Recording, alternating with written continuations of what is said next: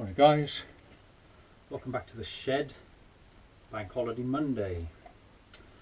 Over the last few days I've been doing some videos about primers, priming, that type of thing. I think we're all up to date with what type of primers we need to do what type of jobs.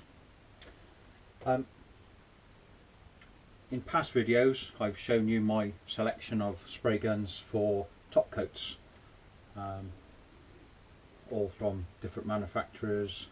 As I said before, you normally have two guns of each type of gun that you buy, one for base coat, one for clear coat, and try and keep your guns all separate.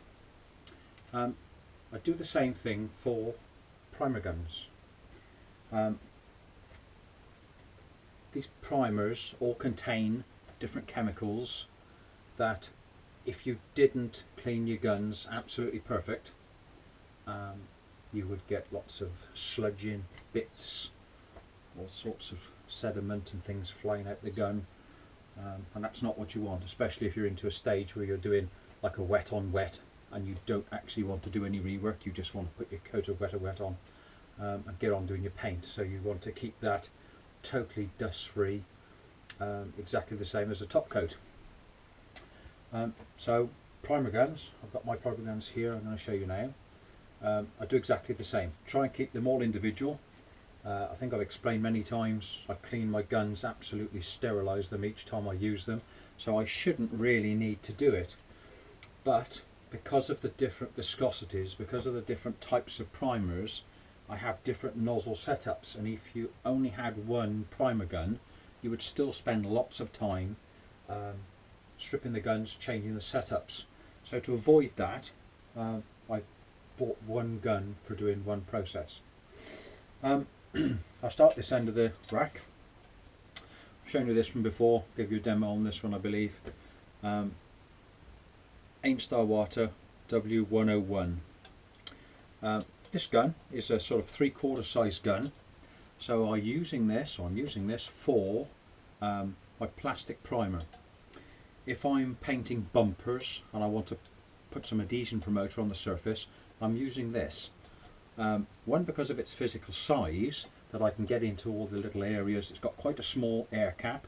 It's not a huge fan, but it's a very fine fan, so it atomises quite well. It's only a 1.3, this one I've got in at the moment. I did buy it with a 1.5, I've now changed it to a 1.3. But as we said before, this one, with the cup that you can rotate, we can adjust the cup for wherever we need to go, or I've got a PPS adapter to put a PPS cup on. So I'm using this gun for plastic primer, and that's all that goes in it. It's just the 1K plastic primer. Next up is my just general purpose gun. This I just use for 2K high build, nothing else.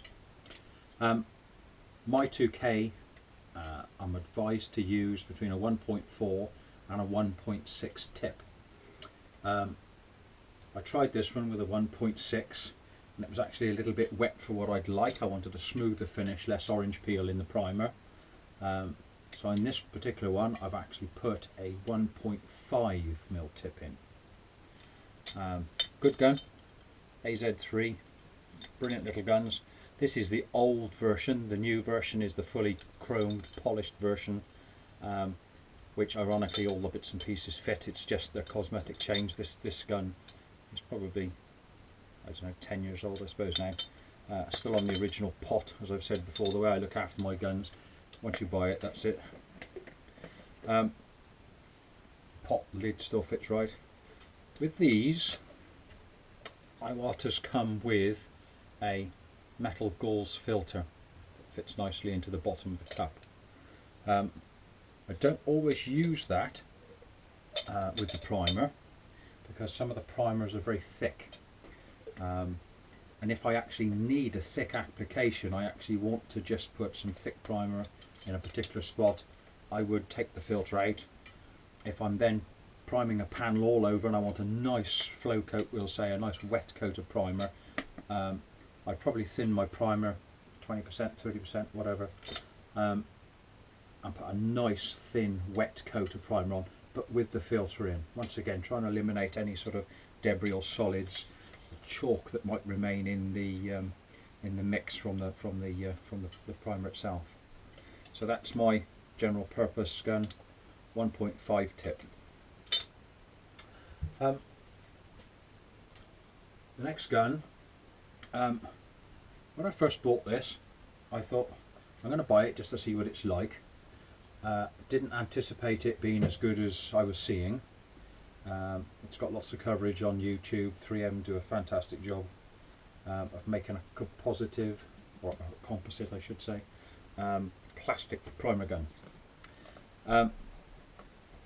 These are absolutely wicked. These put on primer absolutely very, very fine, very wet, lovely, lovely finish. Not a lot of overspray, it's very controlled. Nice little custom made gauge that's actually got red and green sections so that you can set, you don't actually need to see the numbers, you can just set it to the green gauge. So if you've got a visor on and you can't see the gauge precisely, it's got a lovely little gauge with it with the colours on. I use this in two sizes. Obviously you're aware that these nozzles are just click and play, so you can unplug them, swivel one out, put them back on. I'm probably getting 20 or 30 uses out of one of these tips, and I change them just because they've done 20 or 30 changes, not because they wear out. I'm not certain that they do wear out. I've never actually had one wear out, but after 20 or 30 times it's cost effective. Throw it away, click a new one on. Most common size 1.8, so this is going to give you a big delivery of some heavy build primer. So this will be lapsing on your primer, we'll say, but requiring rework after. Whatever you put on with this with a 1.8 tip, you're going to rework it after. You're going to sand most of that away. So it puts on a big heavy coat, super huge fan. I think all the new spray guns now have sort of come up to where this started out 5-6 years ago. It is a big fan. It's about 350 mil. About 8 passes of a bonnet would completely cover a whole bonnet, a whole hood, with a good overlap. It's got a super wide fan, but very, very fine. The other size tip that I use is the 1.4. You can see they're all colour coded. You can't mistake what colour goes where. The colour on the box, the labels on these boxes. So this is your fawn type colour, your orangey type colour. That says 1.4, so the colour is all you need to know. That's the 1.4. 1.4 I use for wet on wet. Because of the very fine atomization of this, accompanied with a 1.4, that will spray wet on wet primer on as good as a top coat gun, but obviously you don't have to put primer through your top coat gun. So if you're doing wet on wet, use that with a 1.4. Obviously it's coupled to a PPS, so it's pre-filtered all inside, it's all nice in there. Once again, when you use this with a 1.8 and you're going to do rework, so it doesn't matter if you're going to get any little bits of solids or chalking left in the primer, that doesn't really matter, or in the finish I should say. So if you use these type of PPS pots, not the ones with the gauze in the lid, these ones with the little green filter or blue filter, whichever micron setting you use, pop it out, let it flow fully, and you get nice load of paint on there. So that's the 3M, I think they call it the Accuspray gun. They do one now with an extra knob, with an extra pressure pipe going into the pot, so you can actually put on textured finishes with it. You can have some of the pressure going into the pot, blowing more material out, which gives you a speckled finish, like a textured finish. So anybody thinking of trying one of these, fantastic, just go and grab one. They're really, really good guns. The last gun, I was saying yesterday about polyester primers. They're plastics basically. Polyester is basically a plastic, so your body fillers, your stoppers, all your 2-pack materials like that is basically the same material. Its chemical structure is about the same, but it's sprayable. But as I said yesterday, you need a really good gun to shovel it out, and it is shoveling it out. So this one is the SATA 1000.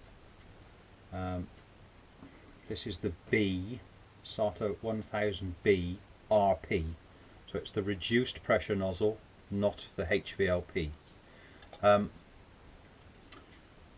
This is a faster gun than the HVLP, and it breaks up the primer better than the HVLP. So if you're putting lots of primer on, this is the way to go. This is the RP. This is a 2.5, I don't think you can see it because it's all polished and shiny. This is a 2.5mm setup.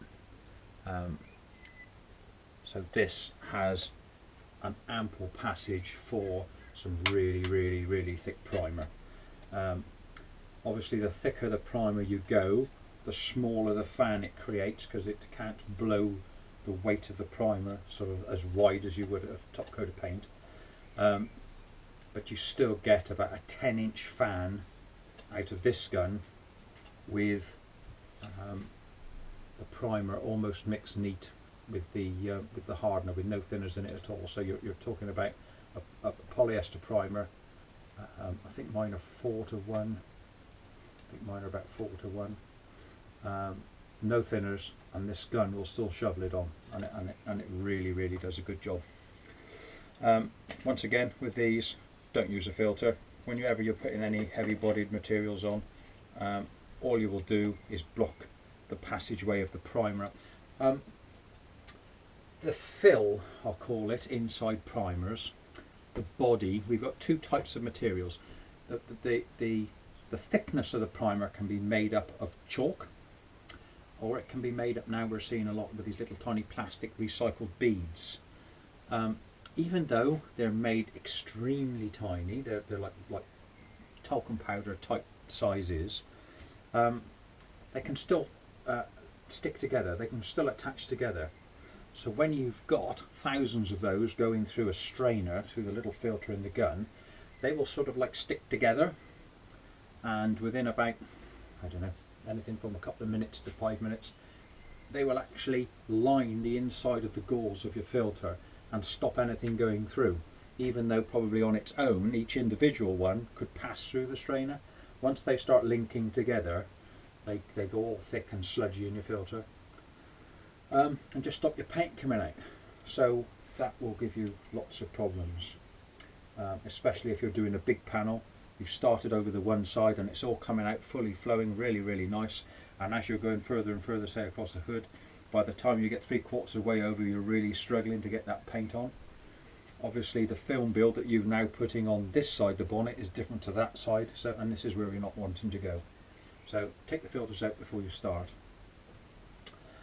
And that's it really. Only a quick one again this morning. I wasn't anticipating doing one more, but I just thought I'd mention keeping your guns separate again for all these different chemicals, because you've got epoxies and polyesters and all the other materials that's in these. Just try and keep them all separate. We don't want contamination from products. We don't want any sort of sticking and gooing up inside air caps and fluid caps and things like that. We all want them to work nice and last forever, don't we? Right, so that's it. 4 guns, probably a little bit extravagant for some of you guys out there, but over the years it's paid dividends in productivity in a workshop. You can go to a gun, it's already clean, get on with the job, do it. I've spent so many hours and hours and hours trying to get an old top coat gun to work as a primer gun, and it's all gooed up, triggers sticking, nozzles dripping. It's not the way to go. Cheap guns, or using a good quality old gun that's not spraying very well, is hopeless for priming. You want to put your primers on as good as your top coats. You've got less rework, less flatting to do to get everything nice and flat. You get a better even film build over the job, and then when you look at your top coat down in the sunshine, you can see it's one nice thin layer of paint, rather than that side looks a bit thicker than this side, that's a bit thinner overspray, that's got a little bit of orange peeling but that side hasn't. It doesn't work, and on all that type of effect that you're looking at into your final finish has started from your priming. So get your priming right, and there's a good chance you get the top coat right. Right, that's it for this morning. Have a good bank holiday, and I'll see you soon. Cheerio now.